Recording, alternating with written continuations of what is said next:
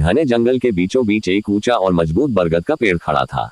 उसी पेड़ की सबसे ऊंची डाल पर एक ताकतवर बाज ने अपना घोंसला बनाया था। उसी घोंसले में बाज के नन्हे बच्चे थे जो अभी उड़ना भी नहीं सीख पाए थे। हर सुबह माँ बाज अपने बच्चों को पंखों से ढककर सुरक्षित रखती और फिर शिकार की तलाश में उड़ जाती। बच्चे माँ के लौटने का इंतजार करते। एक दिन दोपहर के समय माँ दूर शिकार करने गई हुई थी। जंगल में एक खतरनाक किंग कोबरा पेड़ के पास आ पहुंचा। कोबरा की नजर ऊपर बने घोंसले पर पड़ी। उसकी जीभ बाहर अंदर हो रही थी और आंखों में भूख साफ झलक रही थी।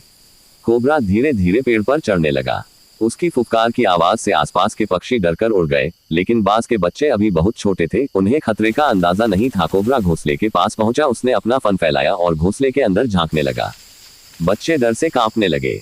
कोबरा ने हमला करने के लिए गर्दन आगे बढ़ाई ही थी कि तभी आसमान से तेज चीख सुनाई दी कि माँ बाज लौट चुकी थी। उसने दूर से ही कोबरा को देख लिया था, जिससे में माँ बाज ने बिना एक पल गनवाए हवा में गोता लगाया। उसके नुकीले पंजे सीधे कोबरा की पीठ पर पड़े। कोबरा दर्द से फुफकार उठा और संतुलन खो बैठा।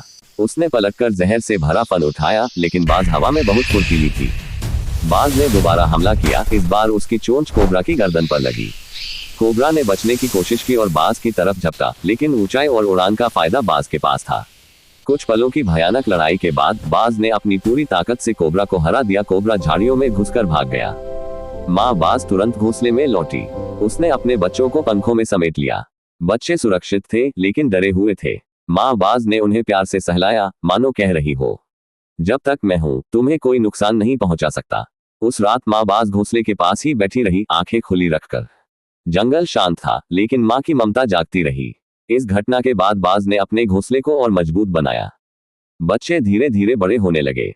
ये कहानी हमें सिखाती है कि माँ की ममता सबसे बड़ी ताकत होती है।